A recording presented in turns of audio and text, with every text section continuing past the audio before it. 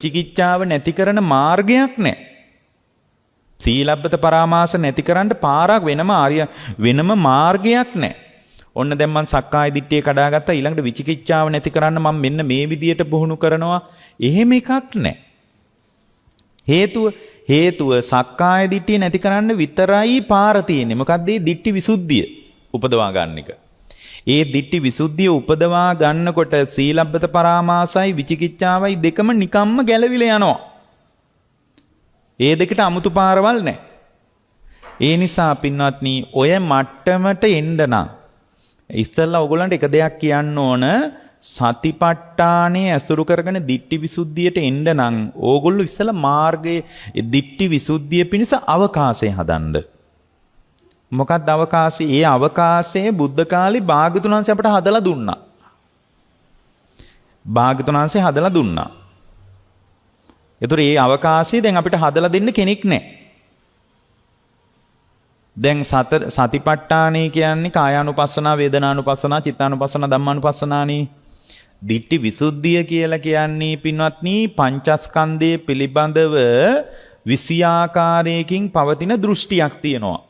ස්කන්ධ ටික මම කියලා හිතනවා, මා තුල ස්කන්ධවත් බවක් තියෙනවා කියලා හිතනවා, ස්කන්ධ වලින් මම හැදිලා ඉන්නවා කියලා හිතනවා, මමයි ස්කන්ධයි එකක් කියලා හිතනවා. ඔන්න ඔය වගේ සියුම් දෘෂ්ටියක් තියෙනවා.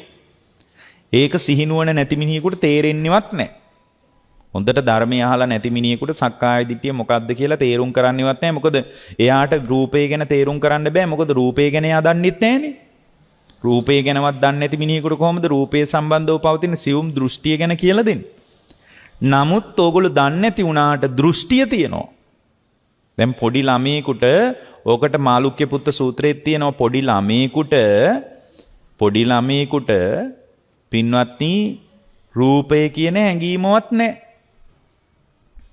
රූපය කියන හැඟීමවත් නැහැ. එතකොට රූපය කියන හැඟීමවත් පොඩි ළමයෙකුට නැත්තම් රූපය පිළිබඳ සක්කාය දිට්ඨිය කොහෙද පොඩි ළමයෙකුට? පොඩි ළමයෙකුට වේදනාව කියන හැඟීමවත් නැහැ. කොහෙද පොඩි ළමයෙකුට එහෙමනම් වේදනාව ගැන පින්වත්නි විචිකිච්ඡාව? පින්වත්නි මේ ඕගොල්ලෝ මේ ධර්මයේ හිටියත් නැතත් බෞද්ධ වුණත් නැතත් මේ දිට්ඨිය තමයි ඕගොල්ලන්ගේ ස්වභාවික උරුමය. සංසාරික සත්‍යයේ උරුමය තමයි සක්කාය දිට්ඨිය. ඒක උගන්වන්න දෙයක්වත් කියලා දෙන්න දෙයක්වත් මොකුත් නැහැ. ඒ නිසා ඕගොල්ලෝ බෞද්ධ වුණත් අබෞද්ධ වුණත් සක්කාය දිට්ඨිය නම් තියෙනවමයි.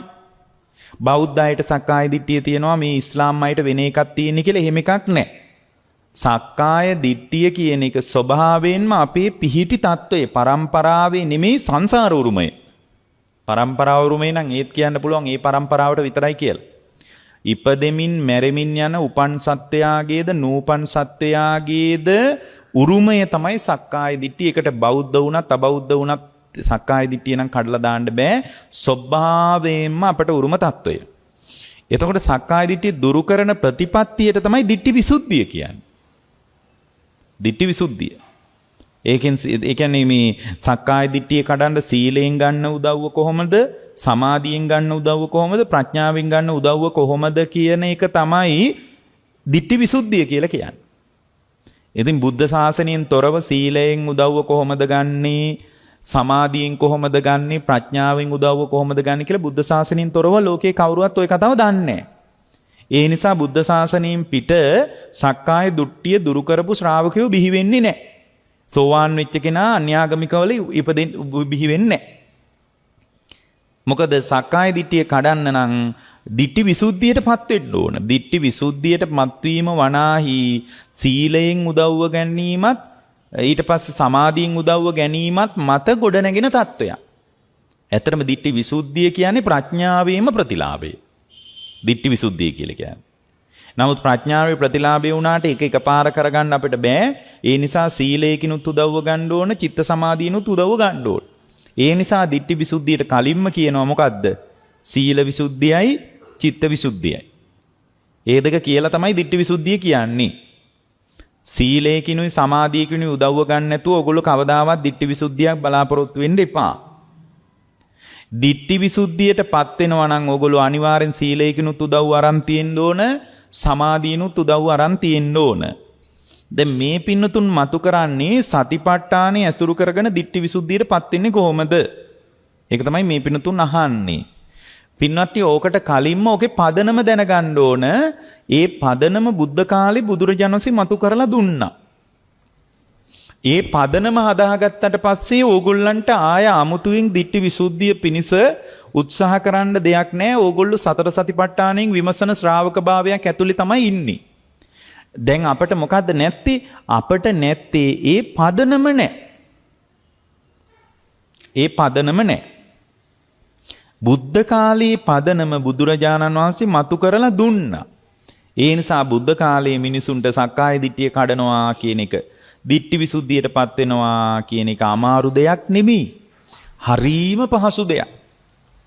දැන් අපි මෙච්චර බණ කිව්වත් සතර සතිපට්ඨානය ගැන ඕගොල්ලන්ට කියලා දුන්නත් ඕගොල්ලන්ට මේ ඔක්කොම කියලා දීලා ඉවර වෙලත් ඕගොල්ලෝ අවබෝධය කරා එකතු වෙන්නේ නැත්තේ ඇයි? එකතු වෙන්නේ නැත්තේ ඕගොල්ලන්ගේ පදනම නැහැ. පදනම නැහැ. ඕගොල්ලෝ ඒ අවස්ථාවට ඕගොල්ලෝ එක එක කතාන්දර නම් අහනවා. එක එක කතාන්දර ඇහුවට ඕගොල්ලන්ට පදනම තවම ගොඩ නැගිලා නැහැ. මේ පදනම හැදුවොත් ඕගොල්ලන්ට අමුතුවෙන් සතිපට්ඨානය හදාගෙන දිට්ඨි විසුද්ධියට එන්න ඕන කියලා එකකුත් නැහැ. මොකක්ද මේ පදනම? ඒ පදනම දැන් බුදුරජාණන් වහන්සේ හදලා දුන්නා. නමුත් දැන් ඒක මට හදලා දෙන්න බුදුරජාණන් වහන්සේ නෑනේ. ඒ නිසා මට ටිකක් අමාරු දෙයක් තමයි කරන්න තියෙන්නේ. අන්න ඒකයි මේ කාලේ මාර්ගඵල ලබන එක අමාරු. බුදුරජාණන් වහන්සේ පදනම හදලා මට මතු කළා. නමුත් මට දැන් පදනම හදලා මතු කරන්න කෙනෙක් නැහැ. යම් භික්ෂුවක් දේශනාවක් කළත් ඕගොල්ලන්ගේ පදනම හැදෙන්නේ නැහැ. ඇයි? ඕගොල්ලන්ගේ ස්වභාවය මට තේරුම් ගන්න බෑ. මෙතන තනිව ඕගොල්ලන්ගේ ස්වභාවය ගැන මට අදහසක් කියන්න බෑ. නමුත් බුදුරජාණන් වහන්සේ ඒ උන්වහන්සේගේ ඥාන දර්ශනයෙන් වෙනම ඕගොල්ලන්ගේ ස්වરૂපේ දන්නවා. එතකොට ඕගොල්ලන්ගේ කෙලෙස් වලට ඇති වෙන විතර්කයට අභියෝගයක් එන විදියටමයි බුද්ධ වචනේ එළියට එන්නේ. ඒ එළියට එනකොට ඕගොල්ලන්ගේ පදනම හැදෙන විදියට තමයි භාගතුන් වහන්සේ බුද්ධ වචනේ මතු කළේ. එහෙනම් දැන් ඕගොල්ලෝ කරන්න ඕන සතිපට්ඨානිය ඇසුරු කරනවා වෙනුවට පදනම හදා ගන්න ඕන. පදනම හදා ගන්නකොටම ඕගොල්ලෝ සතිපට්ඨානියට අත්පොත් තියලා ඉවරයි. එහෙනම් සතර සතිපට්ඨානිය හදා ගන්න කලින් සතිපට්ඨානිය වඩන්න කලින් පදනම හදා ගන්නකො. ඒ පදනම හදලා බලන්නකො සතිපට්ඨානිය නෙමෙයිද ඉන්නේ කියලා. නිකම් සතිපට්ඨානිය. දැන් ඕගොල්ලෝ හිතාගෙන ඉන්නේ අද මේ බණ අහලා ගිහින් සතිපට්ඨානිය වඩනවා.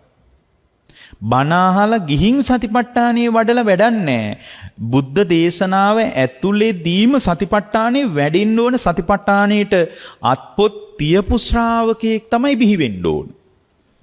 බණ අහලා ගිහින් කරන එකක් නම් ඒක හම්බෙන්නේ අනාගතේ. බුද්ධ ශාසනය අනාගතේ ලැබෙන විමුක්තියක් ගැන නෙමෙයි අපට වදාළේ. බුද්ධ ශාසනය අපට පැහැදිලි කළේ මේ මොහොතේ අවබෝධය කරා යන විදික්‍රමයක් ගැන. දැන් කොහොමද පිරිනිවන් පාන්ට නිවෙන්නේ? අද කොහොමද කෙලෙස් නිරුද්ධ කරගන්නේ? මේ වෙලාවේ පුද්ගලභාවයෙන් අල්ලපු ස්කන්ධ ටික නාම රූප වශයෙන් බලලා දිට්ඨි විසුද්ධිය හදාගන්නේ කොහොමද? ඇත්තටම දිට්ඨි විසුද්ධිය කියලා කියන්නේ නාම රූප වශයෙන් පුද්ගලභාවය බිඳලා ඇති වෙන අවබෝධයට. දිට්ඨියේ විසුද්ධියටපත් වෙනවා. නමුත් දැන් ඕගොල්ලන්ට දිට්ඨියේ තියෙන විපත්තියක්නේ. මොකද්ද? මේ ගොඩ නැගෙන ලෝකය තුල ඇත කියලා තැනක හෝ නැත කියලා තැනක ඕගොල්ලෝ හිර වෙලා ඉන්නවා. මම කියලා හෝ මගේ කියලා ඕගොල්ලෝ හිර වෙලා ඉන්නවා. මගේ කියලා ගන්න පුළුවන් ස්කන්ධ ටික හැම වෙලාවෙම ඕගොල්ලෝ දැක තමයි මාව නඩත්තු කරන්න හදන්නේ. මාව පේන තාක්කල් මාව නඩත්තු කරන එක මට නවත්තන්න බෑ. මම පේන තාක්කල් මම නඩත්තු කරන්න මට වෙනවා. මම නඩත්තු කරන්න කියලා හිතාගෙන ඕගොල්ලෝ දැන් කරන්නේ සිතින් කයෙන් වචනෙන් සැලසුම් කරන එක. ඒ සැලසුම් කරනකොට මම දන්නේම නැතුව හිත සංකාරගත වෙනවා. සංකාරගත වෙනකොට අනාගතයටත් මට පවතින්න පුළුවන් විදියටම හිත තුල සංස්කාර ගොඩ නැගිලා ඒ සංස්කාරයන් විසින් ප්‍රතිසන්දිය පමුණුවනවා. ඒ සංස්කාරයන් විසින් ප්‍රතිසන්දිය පමුණුවනකොට අනාගතයටත් මම පවතිනවා. එතකොට අනාගතයටත් මම පවතින්නේ, අතීතයේත් මම පැවතුනේ, දැනුත් මම පවතින්නේ දිට්ඨි විසුද්ධිය නැතිකමටයි. දිට්ඨි විසුද්ධිය තිබ්බොත් එහෙම එයාට පුද්ගලභාවය අභිභවනය කරලා එයාට නාම රූප වශයෙන් මේ පුද්ගලභාවයෙන් ගත්ත ස්කන්ධ ටික පේන්න ගන්නවා. නාම රූප ටිකක් ඇති වෙලා නැති වෙලා යනවා කියලා දකින්න පුළුවන් හැකියාවක් එනවා. ඒ හැකියාව ඇතුලේ පින්වත්නි ඕගොල්ලන්ට තියෙන්නේ සතිපට්ඨානයමයි වෙන මොකක්වත් නෙමෙයි. සතිපට්ඨානෙමයි. ඒකට පදනම කියන්නේ මොකද්ද? මෙන්න මේ ටික හදාගන්නකො. 6යි තියෙන්නේ. මේ 6 හදාගන්න ඕගොල්ලෝ සතිපට්ඨානෙට ඇවිල්ලත් ඉවරයි මේ 6 හදාගත්තොත්. සතිපට්ඨානෙට ආපු කෙනෙක් නොබෝ කාලෙකින් දිට්ඨි විසුද්ධියට එකතු වෙන්නේ. ඕගොල්ලෝ දැන් හිතාගෙන ඉන්න පදනමම ගැටලුකාරී. ඇයි? ඕගොල්ලෝ හිතාගෙන ඉන්නේ දැන් අපි බණ අහමු, බණ අහලා පුළුවන් වෙලාවට සතිපට්ඨානෙ වඩමු. වඩලා පස්සේ කවදා හරි ඉතින් දිට්ඨි විසුද්ධියට එන්නේ නැතේ කියලා ඕගොල්ලෝ බණ අහලා දෙයක් කරන්න හිතාගෙන ඉන්නවා පදනම හදන්න නැතුව. ඒකයි වැඩේ අසාර්ථක වෙලා තියෙන්නේ. මෙන්න මේ කාරණා ටික හදාගන්න ඕගොල්ලෝ බලාගෙන ඉද්දි එකතු වෙන්නේ සතිපට්ඨානෙට. පළවෙනි එක. ඕගොල්ලොන්ට තමයි මේ වැඩේ කරන්න වෙන්නේ. මේක එදා බුදුරජාණන් වහන්සේ කරලා දුන්නා. දැන් අද නෑනේ කවුරුත් කරලා දෙන්න. ඕගොල්ලන්ටමයි කරගන්න තියෙන්නේ. ඕගොල්ලන්ට පළවෙනි එක තමයි මේ ජීවිතය තුල පින්වත්නි සද්ධාදී ඉන්ද්‍රිය ධර්මයන්ගේ අල්ප බවත් මහත්ගත භාවයත් කෙලෙසුන්ගේ අල්ප බවත් මහත්ගත භාවයත් ප්‍රමාණය වශයෙන් දැනගන්න. ඕගොල්ලන්ගේ හිතේ සද්ධා විරිය සති සමාධි ප්‍රඥා කියන ඉන්ද්‍රිය ධර්මයන් අල්පයිද මහත්ගතයිද බලන්න. ওই ටික හදාගන්නකො බලලා. ඊට පස්සේ කෙලෙස් වල වැඩි විලාද අඩු වෙලාද? ඊට වඩා කෙලෙස් අඩුද වැඩිද? වැඩි වෙලා නම් සද්ධා වීරිය සති සමාධි ප්‍රඥා කියන ඉන්ද්‍රිය ධර්ම දුර්වලයි. අඩු වෙලා නම් ඉන්ද්‍රිය ධර්ම ටිකක් වැඩිලා. එහෙනම් ඕගොල්ලෝ අද පළවෙනියෙන් කරන්න ඕන දේ තමයි ඕගොල්ලන්ගේ ඉන්ද්‍රිය ධර්ම හදාගන්න. ඒකේ අඩුද වැඩිද කියලා හොයන්න කෙලෙස් වල පරිමාවත් තේරුම් ගන්න. මේ ඉන්ද්‍රිය ධර්ම හදාගෙන ගිය සතියේ තිබ්බ රාග දේශ මොහ වලට වඩා මේ සතියේ රාග දේශ මොහ අඩුද වැඩිද බලන්න. වැඩි නම් ඉන්ද්‍රිය ධර්ම වැඩිලා නැහැ. අඩු නම් ඉන්ද්‍රිය ධර්ම වැඩිලා. එහෙනම් ඉන්ද්‍රිය ධර්ම වල ප්‍රමාණය මනින්න තියෙන්නේ ඔන්න ඔය විදියටයි. ඕක තමයි පළවෙනි එක. එතකොට ඉන්ද්‍රිය ධර්ම පහ හොඳටම දියුණු වුණාම තමයි අරහත්ත්වය කියන්නේ. ඉන්ද්‍රිය ධර්ම දියුණු වීමෙන්මයි සක්කාය දිට්ඨිය කැඩෙන්නේ. මොකද ඉන්ද්‍රිය ධර්ම දියුණු වෙලා නැත්තම් එයාට නිවන පේන්නේ නැහැ. නිවන දර්ශනීය වීමෙන් දර්ශන ඥානෙ උපදවා ගැනීම තැන තමයි දිට්ඨි විසුද්ධිය එන්නේ. දිට්ඨිය දකින්නවා යා. අමා නිවන දකින්නවා සත්වපුද්ගල භාවයෙන් ගත්ත නිට්ටය සුඛ ආත්ම වශයෙන් ගත්ත ලෝකෙම අත්තරින්න බලාගෙන.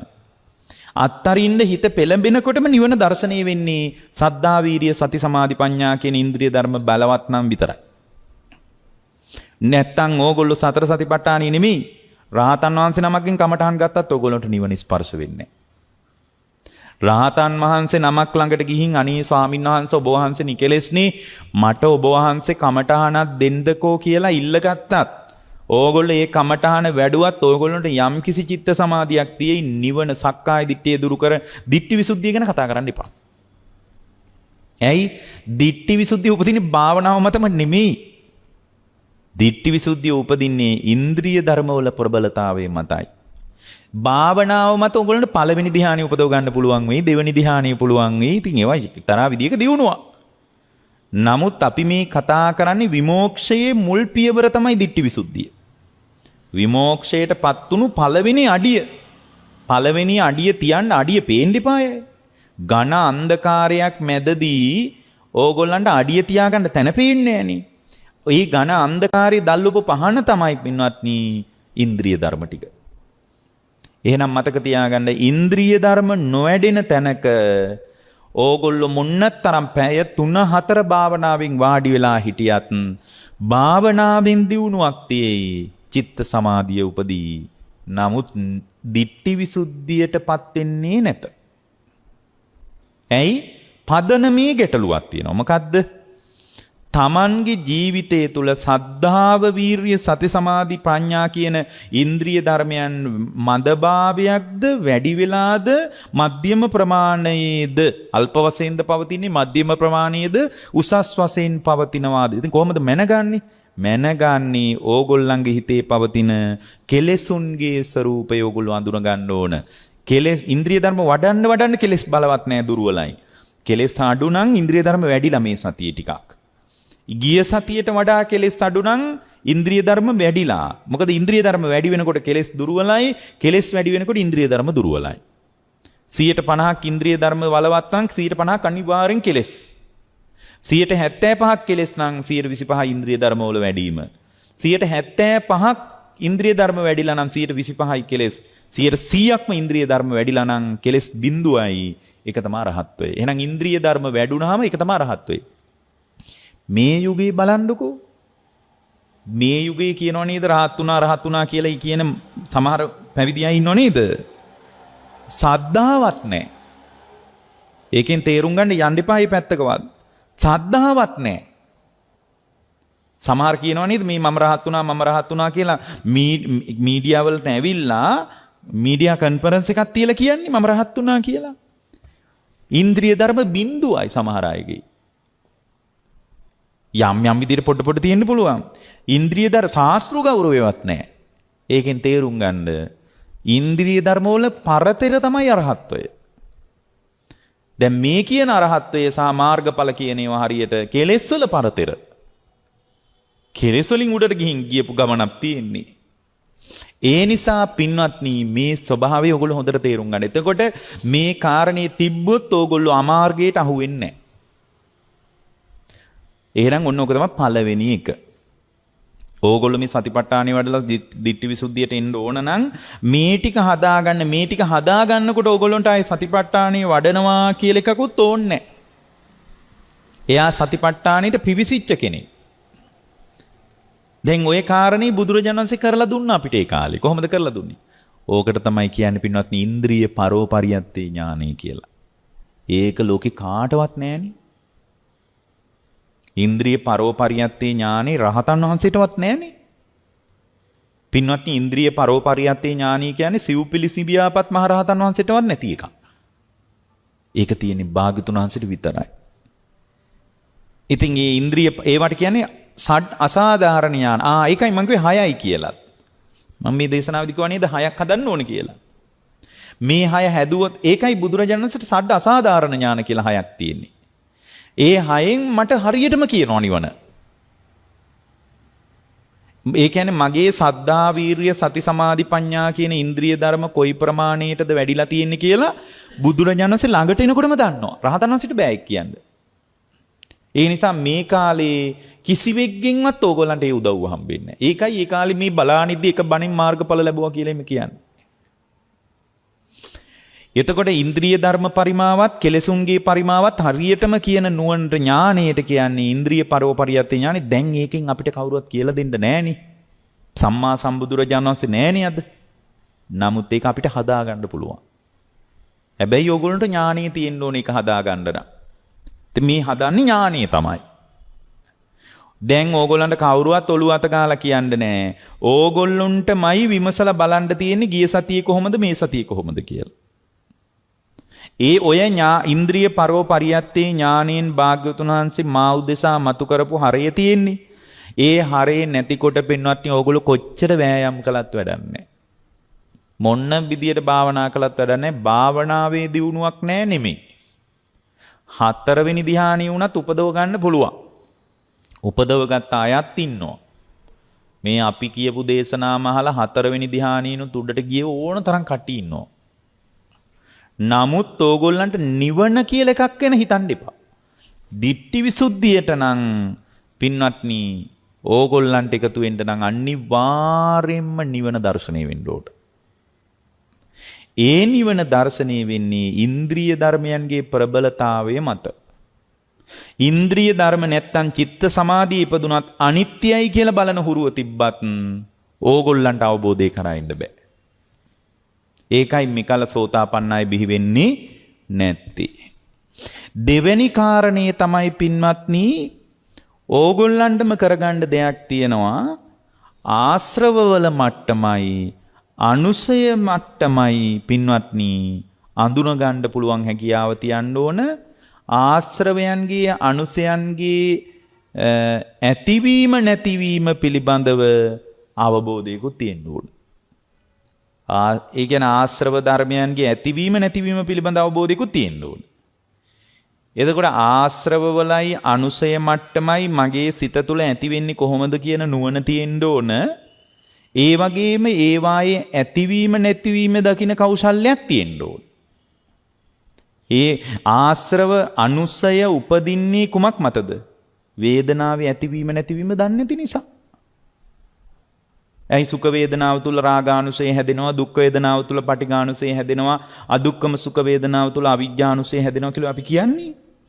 එතකොට වේදනාව පිළිබඳව අනුසය හැදින්නේ වේදනාව හටගන්න විදියයි වේදනාව නිරුද්ධ වෙන විදියයි දන්නේ නැතිකමට.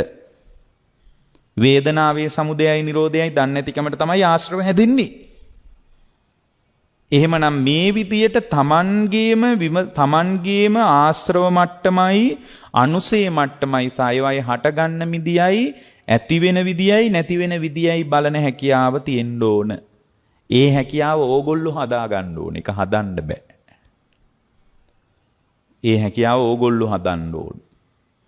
ඒක එළියේ කාටවත් ඕගොල්ලන්ට හදලා දෙන්න බෑ. බුදුරජාණන් වහන්සේ ළඟ වාඩි වෙන්න විතරයි තියෙන්නේ. ඇයි? ඒක දකින ඥානයක් තියෙනවා බුදුරජාණන් වහන්සේට. මොකක්ද මේ ඥානෙට කියන්නේ? ආසයානුසේ ඥානයි කියලා එකක් තියෙනවා. වාඩි වෙන්න විතරයි ඕන. ආශ්‍රව මට්ටමයි, අනුසේ මට්ටමයි, චරිත මට්ටමයි, තානාටාන කෞශල්‍යයි ඔක්කොම දකිනවා. වාඩි වෙන්න ඒකයි බුද්ධ කාලයේ මේ කාලයි තියෙන අවාසිය. දැන් මේක කවුරුවත් කරන්නේ නැහැ. දැන් මේක කියන්නේ හරි අපි මේ දැන් මේ ටික කරගන්න ඔයගොල්ලෝ භාවනා විතරක් කරන්න එපා, සිල් විතරක් රකින්න එපා, භාවනා මධ්‍යස්ථාන ගිහින් සති ගණන් දවස් ගණන් භාවනා විතරක් කරන්න එපා. ඔයගොල්ලන්ට මාර්ගයේ දර්ශනය වෙන්නේ නැහැ, ditthi visuddhiyටපත් වෙන්නේ නැහැ, සතර සතිපට්ඨානෙ හරි හැටියටම වැඩෙන්නේ නැහැ. ඔයගොල්ලෝ ඒක කලන්න කලින් පින්වත්නි මෙන්න මේ ටික දකින්න ඔයගොල්ලන්ගේ හිත ඇතුලේ මේ ටික හදාගන්න, මේ පදනම ගොඩනගා ගන්න කියලා අපි මේ කියන්නේ යන්තම් හරි මේ කාලේ.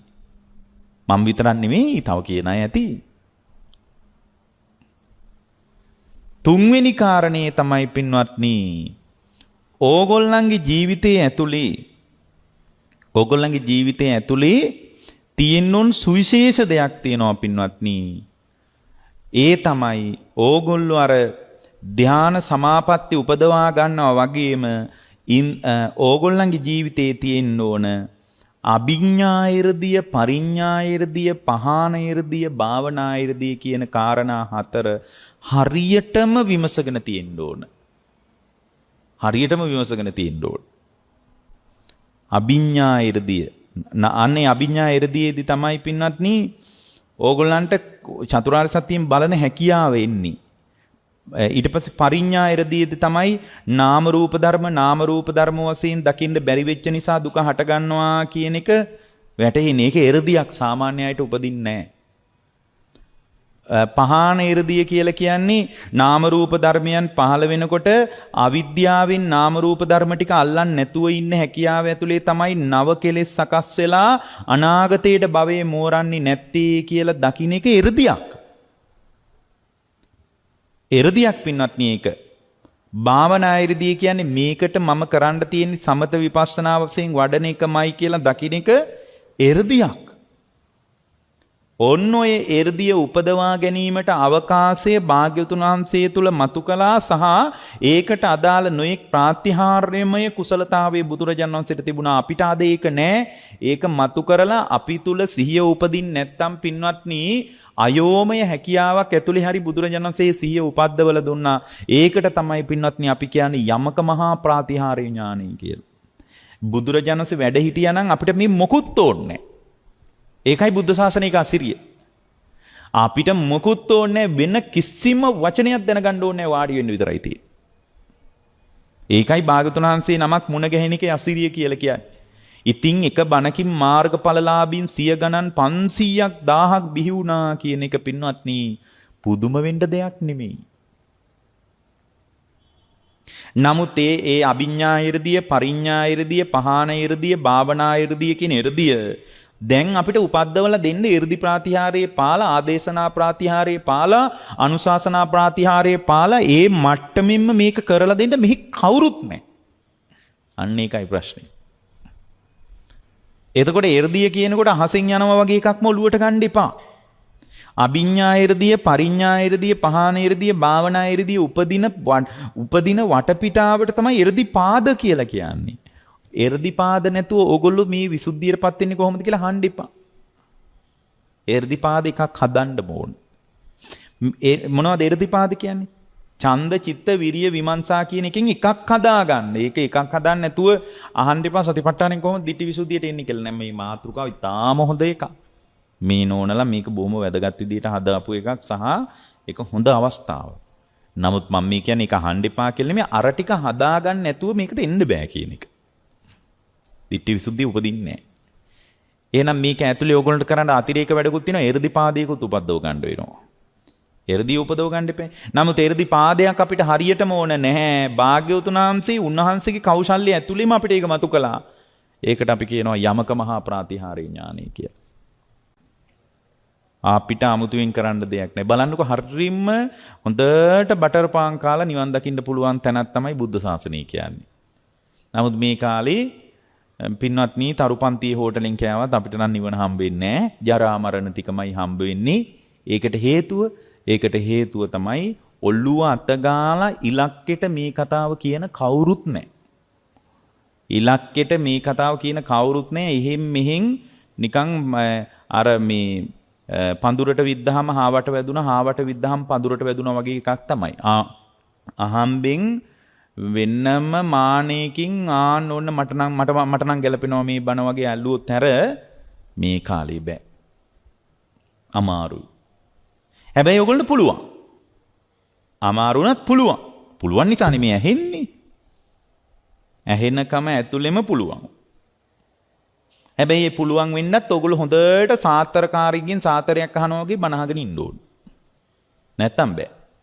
සාත්තරකාරියකින් සාත්තරයක් අහන්න ගියාට පස්සේ මම ඔය කලිනුත් කිව්වා එක දවසක් සාත්තරකාරියකින් සාත්තර අහන්න ගියාට පස්සේ අපි ආවට ගියාට අහන්නේ නෑනේ. සාත්තරකාරයෙක් ළඟට ගිහින් සාත්තරයක් අහනකොට කියන හැම එකක්ම විමසලා බලනවා ඇත්තද කියලා. වචනයක් ගානේ විමසලා බලනවා. ඕගොල්ලන්ගේ ගෙදර ඉස්සරහා ටැංකියක් තියෙනව නේද කියලා කියපු ගමන්ම ටැංකිය දිහා බලනවා. ඇත්තද මේ කියන්නේ? ගේ ඉස්සරහා මේක නැත්තම් නෑ, තියෙනවා නම් තියෙනවා. ඔන්න ඔය වගේ බණ අහන්න ඕන කියපු ගමන්ම තමන්ගේ පැත්තෙන් බලන්න ඕන. කියන වචනේ තමන්ගේ පැත්තෙන් අනිත් පැත්තට ඒ මොහොතේම බලන්න ඕන.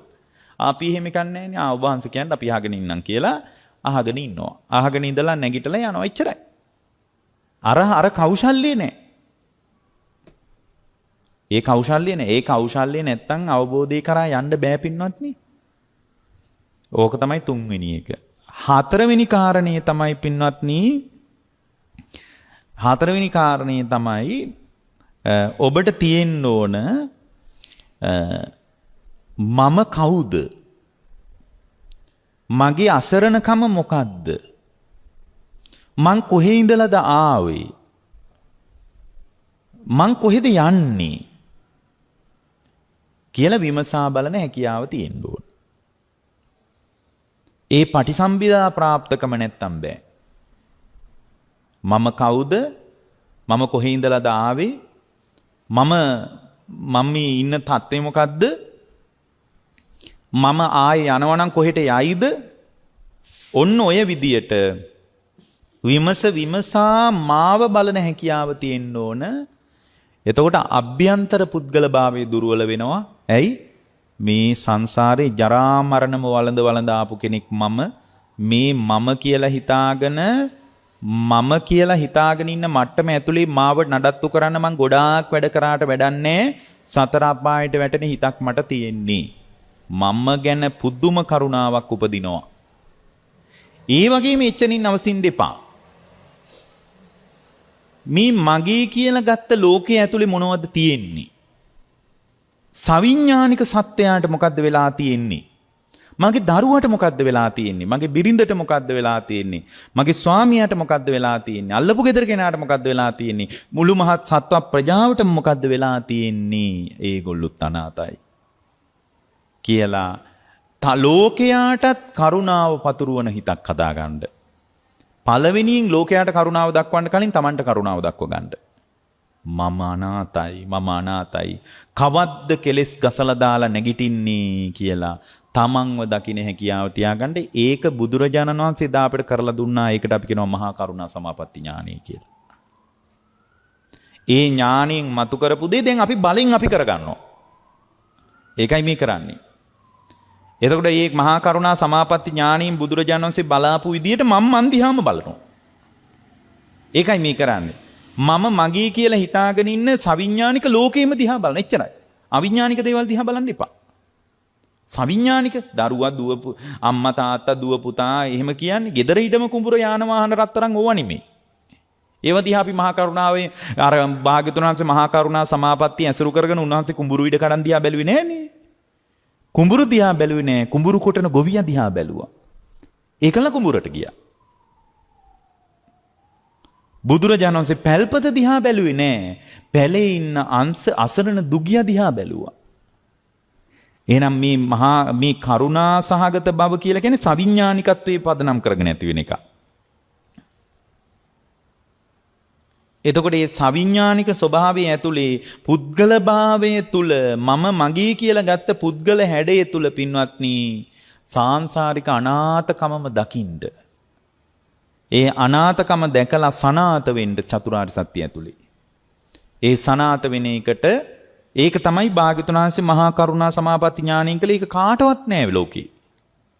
ඒවට කියන්නේ සඩ අසාධාරණ ඥාන කියලා. දැන් ඕගොල්ලන්ටමයි මේ වැඩේ කරගන්න වෙන්නේ. ඕගොල්ලෝ මේක කරගන්න.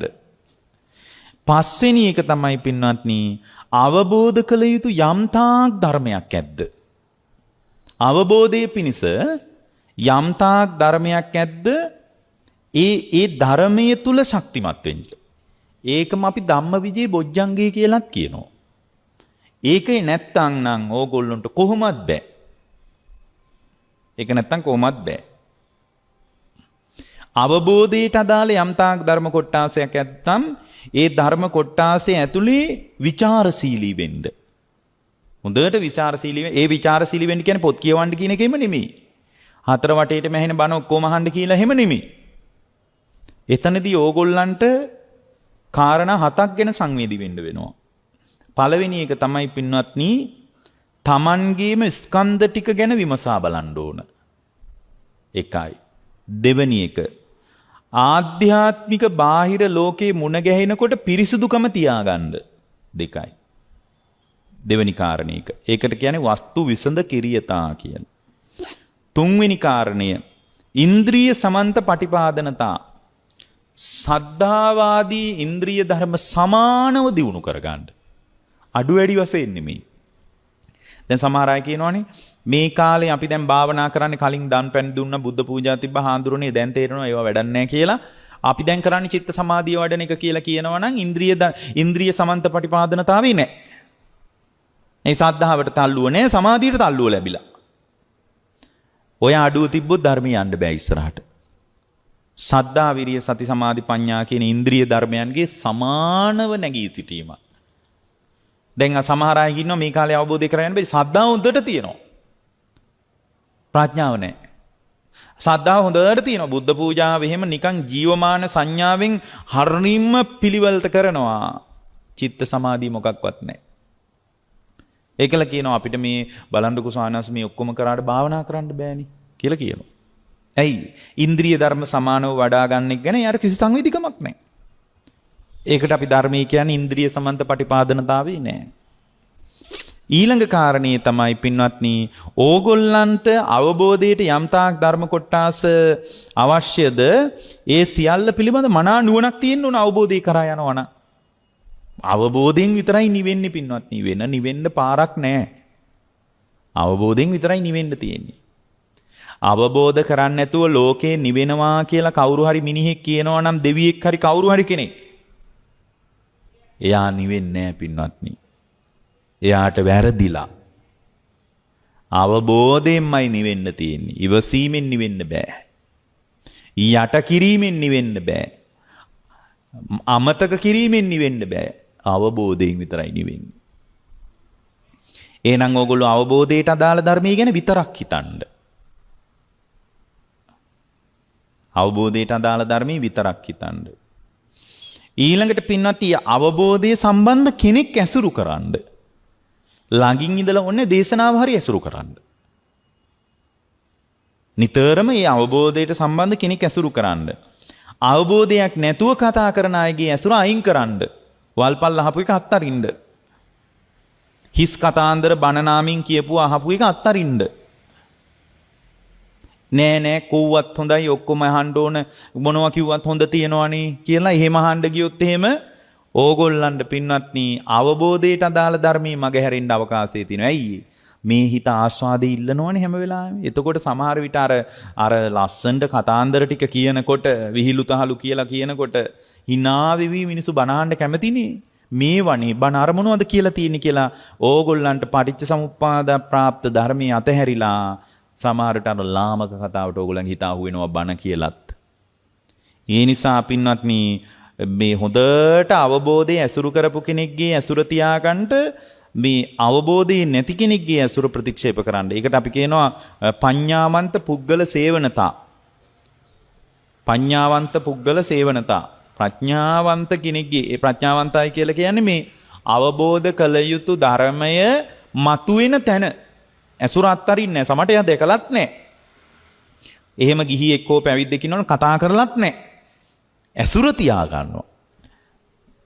එතකොට ඒකේ තියෙන්නේ ආධ්‍යාත්මික ඇසුරක්. ගිහින් දැකලා කතා බහ කරලා කමටහන් අරගෙන නැහැ. දැකලා hina වෙලා නැහැ. කතා කරලා නැහැ. එයාගේ ප්‍රශ්න කියලාත් නැහැ. දේශනාව ඇසුරු කරනවා. ඊළඟ කාරණේ තමයි පින්වත්නි ස්කන්ධාදී ප්‍රත්‍ය විමසන කුසලතාවේ තියාගන්න ඕනේ. ස්කන්ධය කියන්නේ දැන් ස්කන්ධාදීගේ ප්‍රත්‍ය විමසනවා කියලා කියන්නේ පින්වත්නි ස්කන්ධ කියන්නේ දුක, ස්කන්ධ ටික හටගන්න එක දුක්ඛ සමුදය, ස්කන්ධ නිරුද්ධ කරන එක දුක්ඛ නිරෝධය, ස්කන්ධයන් දුරු කිරීම පිණිස ප්‍රතිපත්තිය දුක්ඛ නිරෝධගාමිනී පටිපදාව කියලා අර ස්කන්ධයන් පිළිබඳව විමර්ශනය කරලා බලන හැකියාව තියාගන්නවා. ඒකට අපි කියන්නේ ගම්බීර ඥානං කියලා. ඒකත් තියාගන්නවා. එතකොට මේ ගම්බීර ඥානය කියලා කියන්නේ 6 වෙනි එක.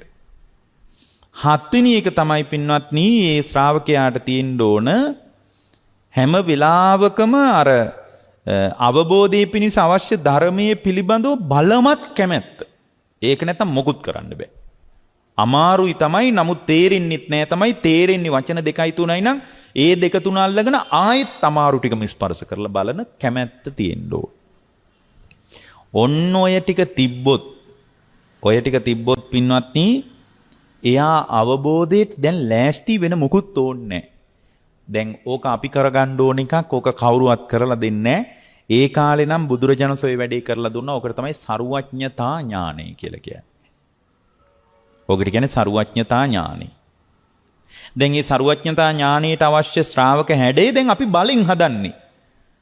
බලෙන් ආයක හදලා දෙන්න කෙනෙක් නෑ මමම බලෙන් හදා ගන්නවා. ඉන්ද්‍රිය පරෝපරියත්තේ ඥානින් වදාලේක මම බලෙන් හදනවා දැන්. ඇයි මට ඉන්ද්‍රිය පරෝපරියත්තේ ඥානින් භාගතුන් වහන්සේ මේ කතාව වදාරන්න නෑනේ. සඩ්ඩ සාදා ආසයානුසේ ඥානය දෙවෙනි එක. තුන්වෙනි එක යමක මහා ප්‍රාතිහාරේ ඥානය. හතරවෙනි එක මහා කරුණා සමාපatti ඥානය. පස්වෙනි එක සාරුවඥතා ඥානය. ඒකට අදාළ පැහැදිලි කිරීමට මම බලෙන් එකතු වෙන්නේ. නැත්තම් නිවන් දකින්න බෑ. දැන් ඒකට මම බලෙන් එකතු වෙනවා මිසක් මට වෙන කරන්න දෙයක්වත් නැහැ. මේ කාලේ. ඇයි? නිවනවා නිවීම කියලා කොටසයි අහුවෙන්නේ. නැත්තම් ඒ කියන්නේ දිට්ඨි විසුද්ධිය දක්වාම යාට යන්න බෑ. ඊළඟට පින්වත්නි භාග්‍යවතුන් වහන්සේගේ දේශනාව ඇතුලේ තිබුණ බොහෝම ලස්සන දෙයක්. ඒ තමයි පින්වත්නි අවබෝධයට අදාළ යම්තාක් ධර්මයක් ඇද්ද ප්‍රතිපත්තියක් ඇද්ද ඒ ප්‍රතිපත්තිය අඩුවක් නැතුව දැනගන්නව අවබෝධී කරාම යනකම්. එතනදී අපි දැනගන්න ඕන දේ තමයි අර්ථයයි ධර්මයයි. ඔකට අපි කියනවා අත්පටිසම්භිදා ඥානීය ධම්මපටිසම්භිදා ඥානීය කියලා. හොඳට හේතුවත් විමසා බලන හැකියාව තමා තුළ දියුණු කරගන්නවා. ඵලයක් විමසා බලන හැකියාව දියුණු කරගන්නවා. ඒ හේතුඵල වශයෙන් විස්තර වෙච්ච මේ වචන විදියට මේ එළියට එන කතාවත් තේරුම් ගන්න පුළුවන් විදියට ශක්තිමත් වෙනවා. මේක දැන් මේ කියන කතාව හැමෝටම තේරෙන්නේ නැහැ. ඇයි? එයාට නිරුක්ති පටිසම්භිදා කෞශල්‍ය නැහැ. ඒකට අපි මොනව කරන්නද? ඒ හැකියාවත් ගොඩනගා ගන්නවා. ඊට පස්සේ මාර්ගයේ ස්ථාවරත්වයේ දක්වාම අවශ්‍ය මාර්ගය ආර්ය ශ්‍රාංගික මාර්ගයයි ඒකට තව දෙකක් එකතු වෙන්න ඕන. මොකද්ද? සම්මා ඥාන සම්මා විමුක්ති කියලා දසාංගයේ සමන්නාගතෝ. අංග 10කින් යුක්ත මාර්ගයේ සම්පූර්ණ වීමමයි මගේ අවබෝධය කියලා තමා තුළම යථාර්ථයේ හේතුවයි ඵලයයි නිරුක්තියයි මාර්ගයයි. ඒ ටික ඔක්කොම තමා තුළින්ම අවධාරණය කරගන්නවා. තමා තුළින්ම අනාවරණය කරගන්නවා. ඉතින් ඕක බුද්ධ කාලේ කරලා දුන්නා භාග්‍යවතුන් වහන්සේකට අපි කියනවා අනාවරණ ඥානයි කියලා. ඔය 6 පැත්තේ තිබ්බොත් ඔය 6 ඔයගොල්ලෝ හදාගත්තොත් සතිපට්ඨානෙ ඇසුරු කරලා ඉවරයි. ඔය ටික ඔයගොල්ලොන් තියනවා නම් ඇයි දැන් බලන්නකෝ නිකන් මම උදාහරණයකට ඔයගොල්ලන්ට කියන්නම්. දැන් ඔයගොල්ලන්ට මතක ඇති ආසයානුසේ ඥානය කියලා එක. මේ 6ම ඔයගොල්ලෝ ගිහින් බලන්න ගෙදර ගිහින්. ආසයානුසේ ඥානීය තුලින් අපි දැක්කේ මොකද්ද? තමන්ගේ සිත තුල පවතින ආශ්‍රවවල ස්වභාවයයි අනුසය ධර්මවල ස්වභාවයයි වටහා ගන්නවා. ඒ විතරක් නෙමෙයි මම එතනදි කිව්වා හට ගැනීමයි නැතිවීමයි කියන එකක් දැනගන්න කියලා. ඒකට තමයි ආසයානුසේ ඥානීය කියලා කිව්වේ. පින්වත්නි තමන්ගේ සිත තුල පවතින ආශ්‍රවවල ස්වභාවයයි අනුසය ස්වභාවයයි මේ වෙලාවේ පේනවා නම් ඒ පේන්නේ චිත්තානුපස්සනාව නිසා. එයාට එයාගේ හිත පේනවා. මොකද ආශ්‍රව හැදෙන්නේ ඇඟේ නෙමෙයිනේ, බඩේ නෙමෙයිනේ. කොණ්ඩේ ඔළුවේ නෙමෙයිනේ. ආශ්‍රව හැදෙන්නේ සිතේ. අනුසය හැදෙන්නේ සිතේ. එතකොට ඒවා දකින්න නම් Tamanගේ සිත පිළිබඳව Tamanගේ අවදිකම තියෙන්න ඕනේ. ඒකට කියනවා චිත්තානුපස්සනාව කියලා. චිත්තානුපස්සනාව තිබ්බට වැඩක් නැහැ නේ. චිත්තානුපස්සනාව වඩනවා කියන එකටනේ සතිපට්ඨානයි කියන්නේ. ඊළඟට මම එතනදිම කිව්වා ආශ්‍රව අනුසය ධර්මයන්ගේ ස්වභාවයක් දැනගන්න ඕන පින්වත්නි. ඒවයි හට ගැනීමයි නිරෝධයයි දෙකක් දැනගන්න ඕන කියලා කිව්වා නේද? ඔන්න ඕක බුදුරජාණන් වහන්සේ ආසයානුසේ ඥාණයෙන් අපට එදා කරලා දුන්නා. අද කරලා දෙන්න කෙනෙක් නැහැ. ඒ නිසා ඕගොල්ලොම ඕක මහන්සිලා කරගන්න කියලා කියද්දී හට ගැනීමයි නැතිවීමයි දකිනකොට චිත්තානුපස්සනාව වැඩුවා කියන එකත් සම්පූර්ණ වෙනවා. චිත්තානුපස්සනාව තමයි සිතේ ආශ්‍රව අනුසය තියෙනවා කියලා දකිනකම. චිත්තානුපස්සනාව වඩනවා කියන එක තමයි සමුදය ධම්මානුපස්සීවා චිත්තස්මින් විහෙරති වය ධම්මානුපස්සීවා චිත්තස්මින් විහෙරති සමුදය වය ධම්මානුපස්සීවා චිත්තස්මින් විහෙරති කියලා කියන එක වඩනවා. ඇතිවීමයි නැතිවීමයි දකින්නකොට ඕගොල්ලෝ S2 පියාගෙන භාවනා කරන්නේ නැතුව ඇති. නමුත් වැඩෙනවා එතන.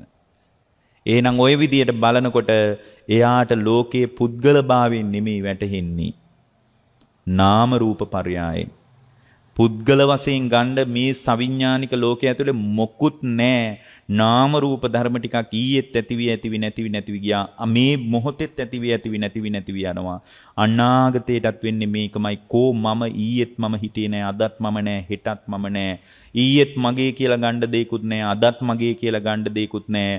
හෙට මගේ කියලා ගන්න දෙයක්වත් නෑ. මගේ කියලා ගන්න පුළුවන් කියලා දැනෙන කමම තමයි ආශ්‍රව ටික. මගේ කියලා ගන්න පුළුවන් හිතෙන කමමයි ආශ්‍රව ටික. මේ ආශ්‍රව ටික ඇති වෙන නැති වෙන විදිය දකින්නකොට කැඩිලා යනවා නේද කියලා දකින්නකොට ඒ දැක්ම ඇතුලේ ඔයගොල්ලෝ දිට්ටි විසුද්ධියටයි එකතු වෙන්නේ. ඒ දිට්ටි විසුද්ධියට එකතු වෙන්නේ ඔයගොල්ලෝ දැන හෝ නොදැන මේ කාරණා හය ඇතුලේ සතිපට්ඨානියත් වැඩිලා. හැබැයි බුද්ධ කාලේ මේ ටික භාග්‍යවතුන් වහන්සේ අපිට සනීපෙට මතු කළා. වාඩි වුණ ගමන් මන් බලන්න මේ මහා කරුණාව. වාඩි වෙන්න විතරයි මට උවමනා වුණේ. මට නිකන් සනීපෙට ඉන්න විතරයි උවමනාව තිබ්බේ. මට සිහිය පිටව ගන්න විතරයි උවමනාව තිබ්බේ. භාග්‍යවතුන් වහන්සේ තරම් මට අනුකම්පා කරපු කෙනෙක් ලෝකේ කොහෙවත් නැහැ. ඒ කෞශල්‍ය ලෝකේ කාටවත් නැහැ. ඉන්ද්‍රිය පරෝපරියත් ඥානය, ආසයානුසේ ඥානය, මහා කරුණා සමාපatti ඥානය, යමක මහා ප්‍රාතිහාරී ඥානය, සරුවඥතා ඥානය, අනාවරණ ඥානය කියන ඥාන හය අසාධාරණයි. අසාධාරණයි කියන්නේ ඒක ලෝකෙට සාධාරණ නැහැ. ඒ නිසා ඒ කාලේ මගපල අවබෝධය කරා ගියා කියන එක පුදුම වෙන්න එපා. මේ කාලේ යන්නේ නැහැ කියන එකට විමතියකටපත් වෙන්නත් එපා. මේ කාලේ යන්නේ නැහැ තමයි. ඇයි මේ කෞශල්‍ය හදාගන්න විදියවත් කවුරුවත් කතා කරනවද? නැහැ.